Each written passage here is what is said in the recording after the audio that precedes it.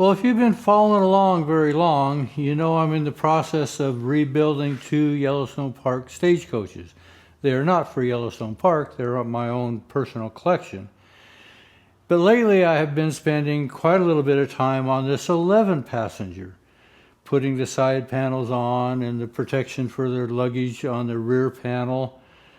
But you know I have an 8 passenger that I'm trying to work on as well. Not so much recently. I need to bend the side panels for that 8 passenger like I did on this 11.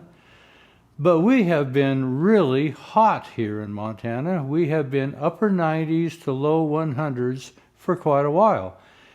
And I'm not real eager to turn that steamer on and do some steam bending when it's been so hot. But we've had a little break in that weather. This morning we were 46 for a low.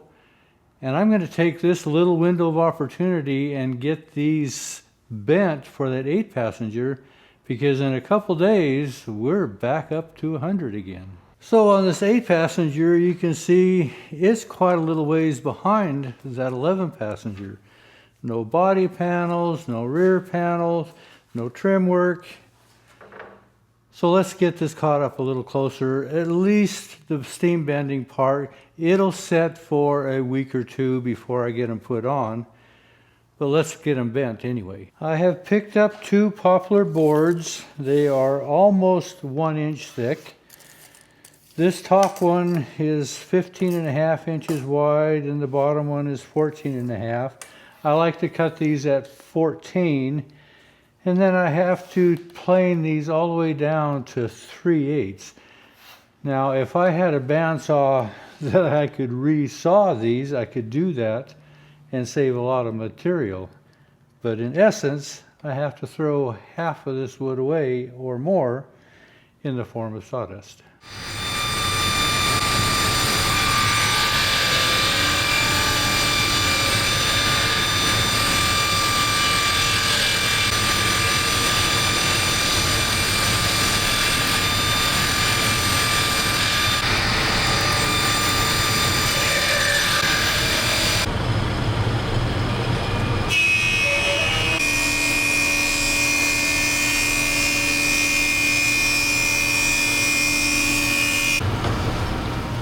So I need 76 inches for this 8 passenger, and that gives me a 1/2 to 3/4 of an inch extra on both sides.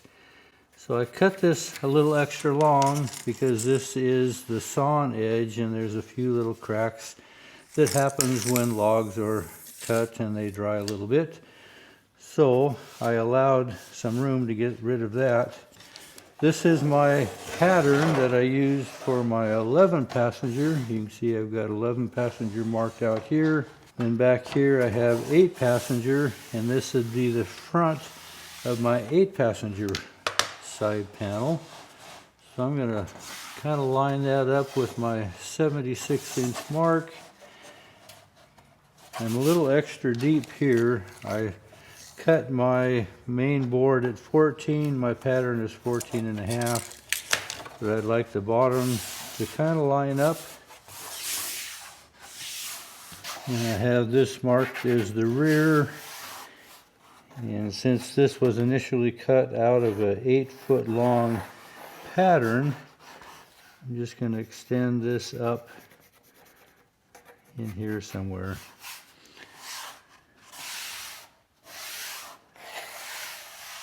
So the front curve on this 8 passenger should be pretty close to the same on the 11. So I see it comes down to this area here, and we want it to come up to this 56 inches.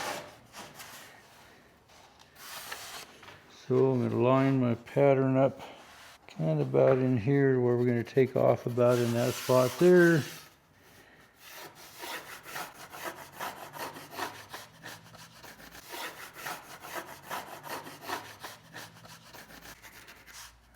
And as we saw on that 11, this is all extra long, and I fit it actually in place. But that should give us the front of the 8 passenger side panel. And we need to do the same For the other side, now there is a little difference between front and rear, and I'll kind of try to keep that kind of in my mind. See, now this one is right at that 76.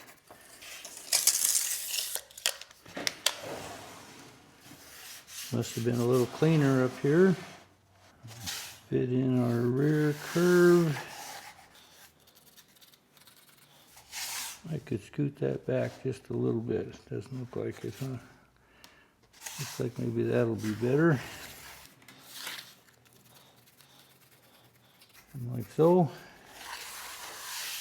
Yeah, we're going to be right there at the end. Out to here.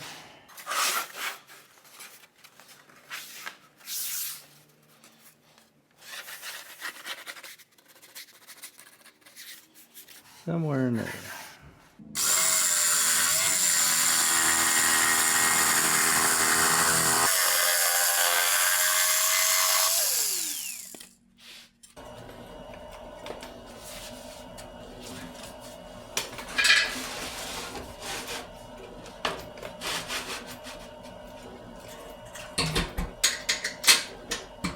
Well, you know, this is the form that I used to bend the side panels for that 11 passenger.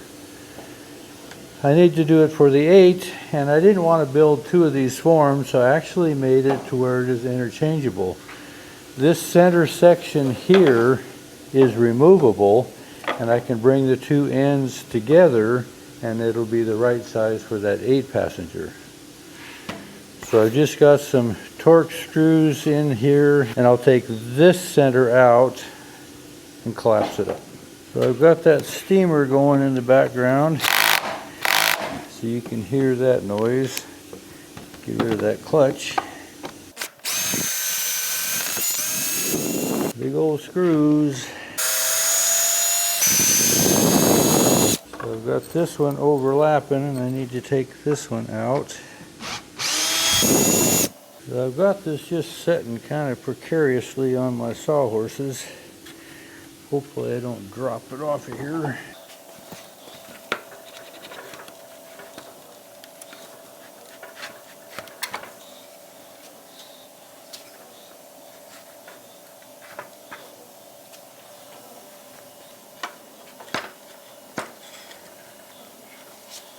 So I'll get rid of the middle.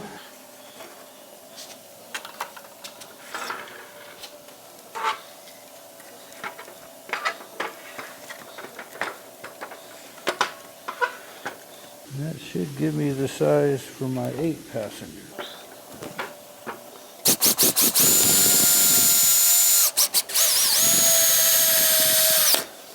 So I'm going to readjust my sawhorses so I'm not quite so precarious.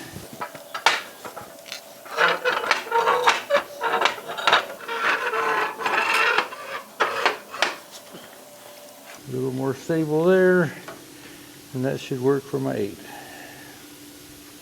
Get my ends kind of in place here a little bit.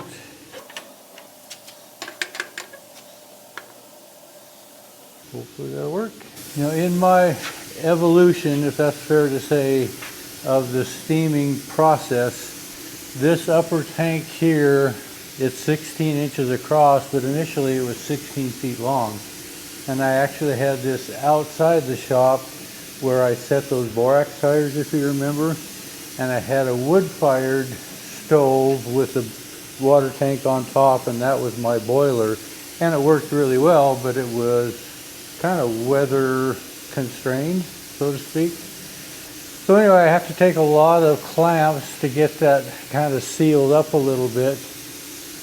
But I since cut that off to the length it is now. It's about 10 feet long.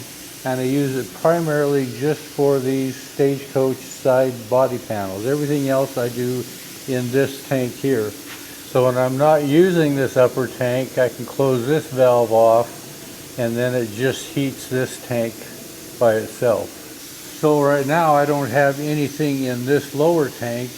You saw that it's just in the upper tank, but it has so much more volume to heat up, it takes a little longer for my coal-fired burner to pressurize this whole system. It will get up to 3 or 4 pounds, but it takes a little longer because of the size of it. I think you can hear the hissing sound because it is leaking a little bit. And that's something actually that I want. I don't want it sealed up completely. Oddly enough, it needs to leak a little bit because I'm not quite sure I understand all the dynamics of it. But when it leaks a little bit and I have a little blow by, it actually makes that steam wetter. Like I say, I don't understand completely why, but I have taken to where I can completely seal it up, and I've had more problems steaming that way than if I let a little bit go by. But I still watch this gauge here because it monitors the whole system. See, right now I am up to a pound and a half, and it'll run up 2 to 3 in that area there. So now that I am gaining pressure, since these panels are 3/8 of an inch thick and I want them to be cooking under pressure for 2 hours per inch thick, I'm going to actually let these cook now for 45 minutes. I think you can see some of the steam escaping here, and that's actually a really good thing.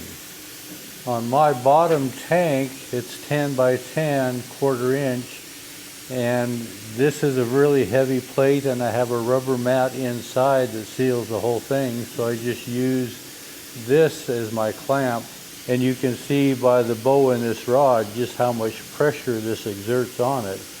But I want to allow steam to come through here when I'm using this tank, and I do that by adjusting this nut on this whole cam lock assembly that I use for a latch. So for the next 45 minutes, I just let it cook. It's just a big pressure cooker.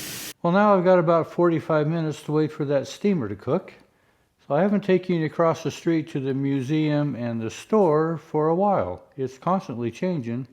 Let's go over and meet the owner. So we are at Treasures Out West. This is Kathy that operates the gift store here. You've never met her, so I thought it would be a good time to do that. So what is your main goal for the store as a whole? Main goal for the store is to promote the museum, and along with that, we get items that are related to the museum. Also, to have the opportunity for our vendors who are mostly local to be able to show their products off, and we'd be able to sell those. So we have hand-forged candle holders. This is made from Clearwater Enterprises out of Columbus. We have this area that is Montana Envy. It's stuff made in Montana from Christopher Steen. We have local honey from Graber's Honey. My sister Laurel Ovitt prints that I have put on 2 coffee mugs for her. Now we have handmade pottery by CJH Pottery, Carol Harwood, and she's a local here in Joliet. And she's the one that also makes cups for us, isn't she? Yes, she is. She makes the Engels Coach coffee mugs. Then we come over here to our candles that are made in Stevensville. We have the hot sauces that are made in Montana. We have handmade rugs by Diana Dunn. She is also a local here in Joliet, and she makes these beautiful handmade rugs with different colors and different sizes. And we have some original rock art that Laurel Ovitt from Whitehall, Montana has designed in her art. We also have Damascus knives that are hand forged. And then we come over here to Daughter Doodads. This is the gal from Ekalaka. She makes zipper pulls, keychains, hats, purses. She hand braids it all. Great little purses for phones. Dave, we have the map that we have of the people who have come to visit you and come to visit our store. We have international, or the white tags, and this is all the people who have come to see us from a year ago. A number of you have been stopping by, and it's really fun to see even those that are doing repeat visits. I've had folks come that this is now their 3rd year, and I'm getting to recognize each of you because I don't get to see your face as many times as you get to see my ugly mug. But come over to the store, treasuresoutwest.com.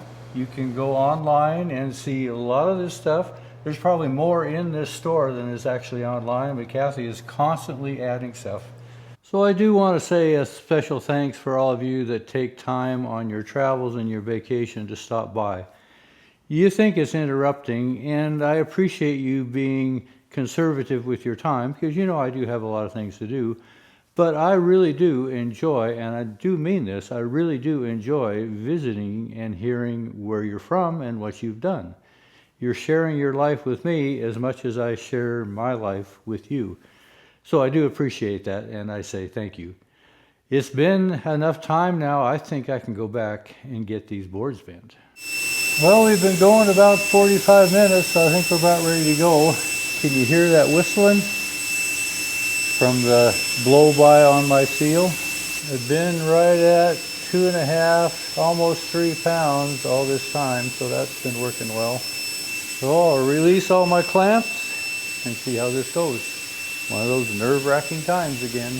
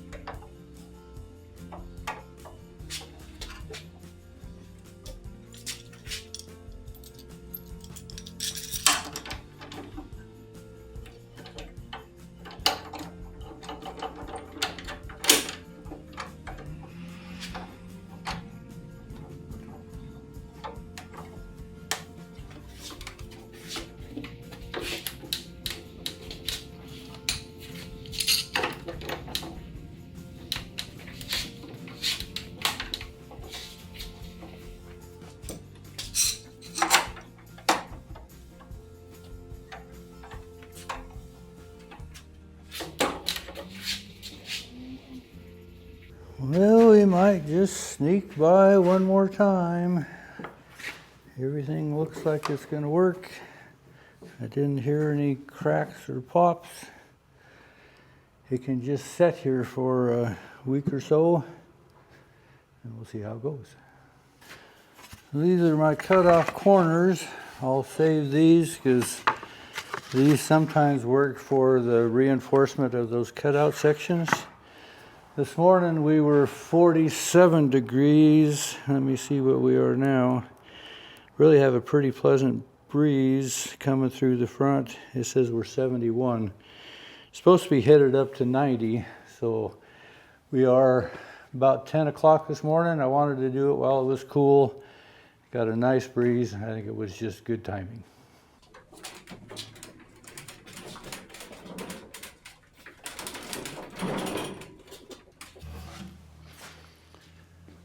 Well, I've got some time while those sides sit and cure and set up on that form. I still want to put the side trim on the right side. You know, as often as I have bent these sides, it seems like it's just always kind of a nerve-wracking time. But they always seem to work. Anyway, appreciate you coming along. Thanks for watching.